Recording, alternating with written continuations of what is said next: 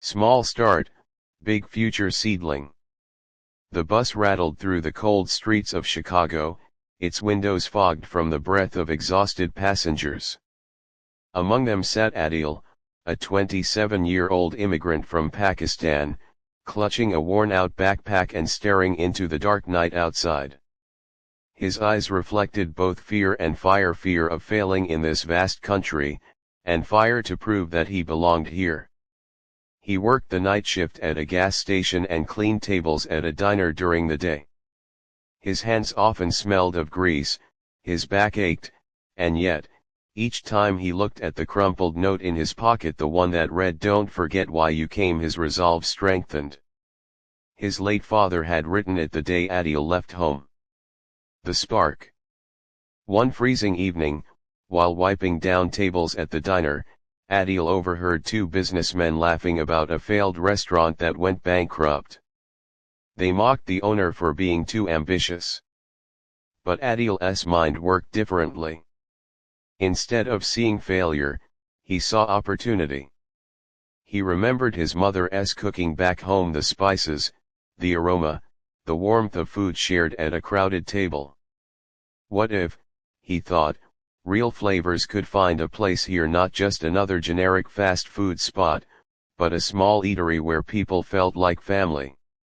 That night, while riding the bus, Adeel scribbled on a napkin, "A small kitchen. Home-style food. Honest prices. A place that feels like home." The struggle. Dreams were easy. Reality was brutal. Adeel had no savings, only debts from his first year in America. Banks turned him down for loans. Landlords sneered when he asked about renting space. Even friends laughed: "Bro, you barely survive your shifts. A restaurant impossible." But impossible wasn't in his vocabulary. So he started small. Very small.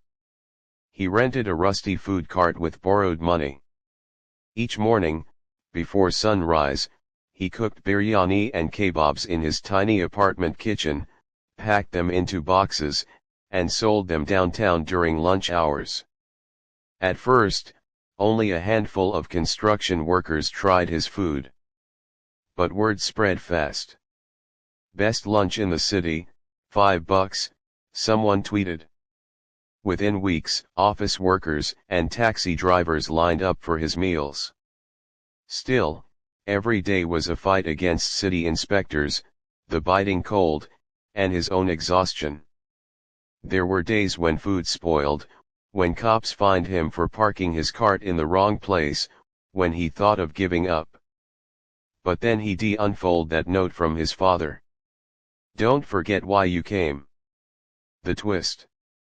One snowy afternoon, a well-dressed woman stopped at his cart. She ordered biryani, took a bite, and froze. "This tastes like my grandmother's cooking," she whispered, tears forming in her eyes. She introduced herself as Rachel Cohen, a food critic for a major Chicago newspaper.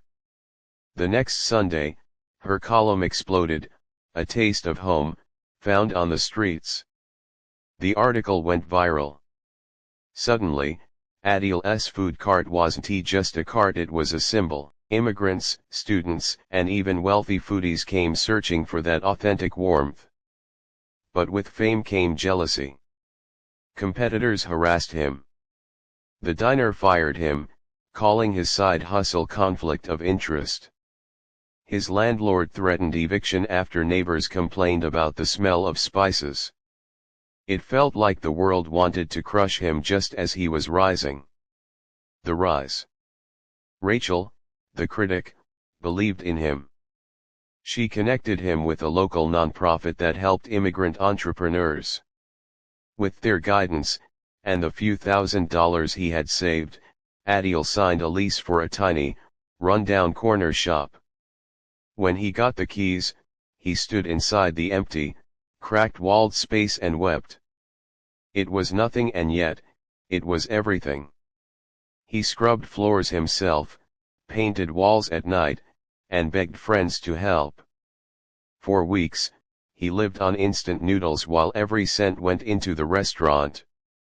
Finally, on opening day, a wooden sign above the door read, "Supna's Kitchen," named after his mother. The line stretched around the block.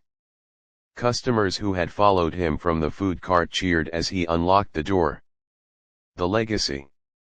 Years passed. What started as a one-man dream became a thriving business. Adeel hired immigrants like himself, dishwashers, cooks, delivery drivers, people no one else gave a chance. Supna's Kitchen became more than a restaurant. It was a community. Students came to study there. Families celebrated birthdays. Strangers shared tables and left as friends. One day, while being interviewed on TV, Adeel was asked, "What made you believe this could work, when everyone said it couldn't?" He smiled, pulled out the old, faded note from his pocket, and held it up. "Don't forget why you came." / future. Years later, Supna's Kitchen grew into a chain across America. Adeel stood in front of his newest branch in New York City, where a large mural painted on the wall showed a food cart with the words, "Small start, big future seedling." He thought of his father, his mother, the lonely bus rides, the doubters, the hunger, the cold nights, and how all of it led here. As he watched new employees walk in, young immigrants with tired eyes but hopeful hearts, he realized something profound: he hadn't just built a restaurant. He had built a bridge for every dreamer who started small, but carried a big future inside them.